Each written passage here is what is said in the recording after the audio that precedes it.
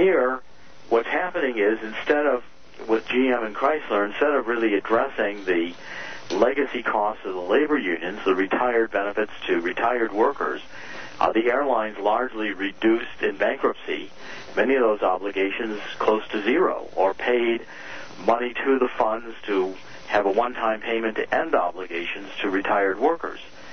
Now, the proposal for Chrysler is that the union is going to own 55% of Chrysler. Well, I'm not so sure that's a good idea, even for the workers. And I have sympathy for the workers. I think the workers have taken losses in their pension fund from Chrysler. I don't dismiss the pain or the unfortunate nature of going through those circumstances. But in the history of car making, it has not been very successful to have union-controlled car manufacturers. I mean, certainly if you take a look at Europe, I've studied the case, for instance, of Renault. Renault right now can't even close plants in France because even when the plants are not profitable, because the workers have rights under socialist law and ownership of Renault in France, where the union can say, even if Renault's losing money with this plant, you can't eliminate our jobs. Well, that's a very difficult way to run a business. Well, and meanwhile, Jerry, the new car company that China is trying to create, and some of these people who don't have these labor problems, will be in an unfair playing field, a competitive playing field with American car companies. Well, and to some extent, I think you can already see that in the United States with car companies like Honda and Toyota that operate also in the United States but do not have the legacy union costs and have negotiated very different worker arrangements. So when you're Chrysler or GM or Ford and you're competing even with the U.S.-made Honda or Toyota, you've got a very different cost structure because of your legacy union benefits. And, these are the kinds of issues where if Chrysler and GM had gone into bankruptcy right away, we could have saved billions in taxpayer funds that are now in these companies, did not save these companies, and we would not have emerged with them with a political situation, which is what is coming out of this, where the Obama administration has favored the unions, and of course the unions voted for President Obama, and I'm sure there's repaying of political favors here, but the secured lenders are very upset in the Chrysler situation. That's why it's in bankruptcy, because the Obama administration put the unsecured junior lenders of the union ahead of the line of the secured lenders and gave them a better deal. Yeah. This is just, these monopolies and cartels, Jerry, as you know, has been a major problem for this country, something that, of course, NAFTA and GATT just superseded or really made much, much worse. And here we are going completely in the wrong direction. Now, the Mr. Maddows of the world say that, we have no alternatives to this. So they've got to do this because nobody knows what else to do. And this, of course, keeps giving the Obama administration these blank checks in order to pay off the appropriate people, usually the friends and supporters of the administration.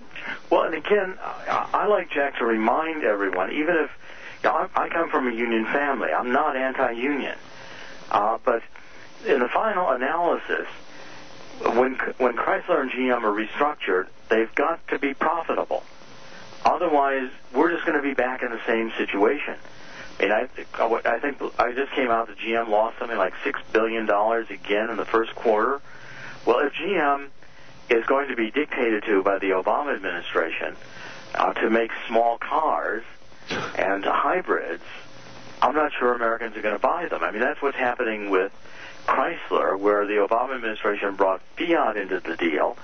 Fiat is not paying a penny to get what may be 20% of Chrysler, and it's only because Fiat's bringing European small car technology. Now, what I argue in the Red Alert newsletter is that, yes, okay, from the workers' point of view, it's a good deal, but it's not a good deal if Fiat comes over and makes European-style hybrid electric cars in the United States that Americans don't buy or that Chrysler can't make profitably.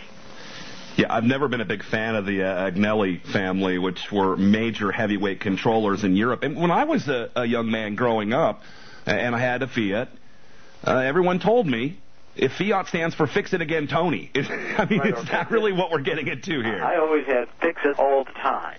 Right. I mean, it's, Fiats have had a bad reputation. And look, from the economics of the U.S. car industry, there's about between $4,000 and $7,000 profit in an SUV or a pickup truck made by one of the big three. In a small hybrid, the profits are small to nothing. Now, that's part of the problem. So that if Chrysler or GM emerge in a Obama administration restructuring that the court agrees with, that is overly favorable to the union, the Obama administration brings in a company like Fiat and demands small cars be made, it's not clear to me that GM or Chrysler are going to be profitable in the future. We could be back in the same position, and the union could be disadvantaged because, again, the union will be right back dependent on the government to bail out the new company. Which is why you have to let the free market, well, the alleged free market work, because that will take care of things. Costs will go down. New inventors and new American companies will go up to the forefront. And instead, again, through these subsidies and through this really unfair business practice that is being supported by the government, allegedly, we're not going to see that. And I think that's a real shame. And I think that Americans will be missing out. And I'm a muscle car guy, Jerry. Give me a muscle car if you can. I promise I won't drive it all over the place and kill the planet. I'll only take it out on hot rod rides. But, we should have that choice here in America. There's also, Jack, there's millions of Americans who are dependent for their work on having heavy-duty vehicles.